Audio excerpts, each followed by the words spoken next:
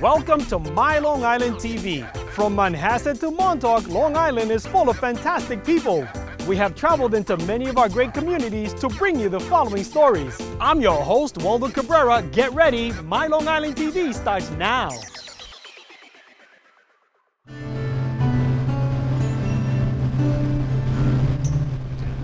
When I bought this place, my children were 1 and 2. So I'm walking down the dock and it collapsed. It was an old wooden dock and the ramp collapsed. So I immediately called the local dock builder. I built the float with his materials, and then when it came time to put it in the water, we launched it and he came in to put pilings. Well, you need a permit for that. I went to a local lawyer to prepare for the hearing. He rolls out a map of Greenport and I noticed there was a large parcel out in the water abutting my parcel here, and I said, "What's that?" He said, "You know, you probably own that parcel." Yeah, I came back from the lawyer, I'm all laughing and smiling. My wife said, "What are you laughing about? You just got a $2,000 fine." I said, "For $2,000, I bought 4 acres of underwater land." Nice oyster. I put a bet on the history of Greenport. As there was an oyster industry here, there was absolutely nobody growing. And I said, well, hell, I'll give it a try. You know, there had to be a reason why oysters used to grow here. And sure enough, the rate of flow, I mean, the flush through Greenport Harbor is phenomenal. The entire bay back to Riverhead is in flux constantly, and that's what grows a good, healthy oyster. Plus, we have a hard, sandy bottom, hard rocks and sand, so we don't have mud. It's just a perfect spot for oysters. And we lucked into it because we believed in the history of Greenport.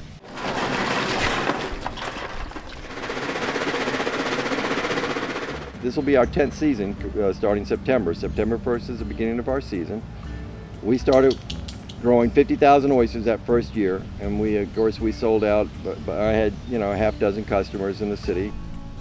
And now this last September through March, from September to March, every week I took 1 ton. I personally gathered up 1 ton of oysters, loaded my van, and delivered them into Manhattan. To me that was a threshold. A ton means something. I looked at the tax records of the last big grower that went out of business in the 60s, and it was thousands of bushels a week. And we're doing thousands of oysters a week. Well, I hope to be doing thousands of bushels in 5 years.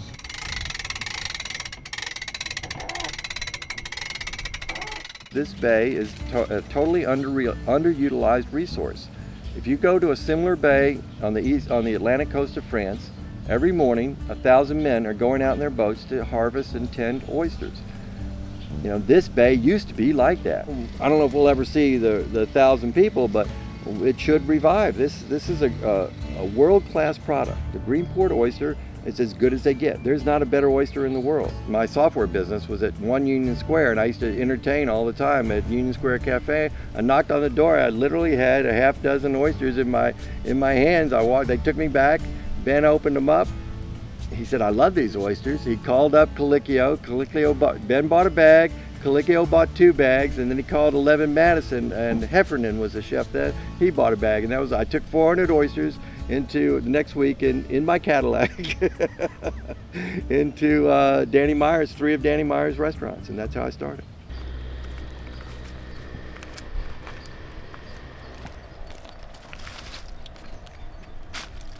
It's very hard work, strenuous. It keeps me healthy. I eat well. I eat all the oysters I want, and then I barter for fish with the local guys. And it gets me back in the city. I get in the city 3 days a week, 2 or 3 days a week, which I get that buzz from the city. So and it's nice to have a product that everybody wants. Right now, the business is here, high-end restaurants. If you ever get the oyster back into the home, people start eating it in the home, it's a factor of 10. Now, 100 years ago, if you were to get a 100-year-old cookbook and look at it, you would see 8 pages of oyster recipes. We have a part-time guy when it gets busy in the fall. So we have 2 now. I expect about 50 people within 5 years. And those are jobs that are going to be mainly fall and winter when it's dead out here. I mean, you can go to the coffee shop in winter, take your coffee, take your chair and table and sit on Main Street, and you're not going to bother anybody because nobody's here on a February day. Well, we hope to change that.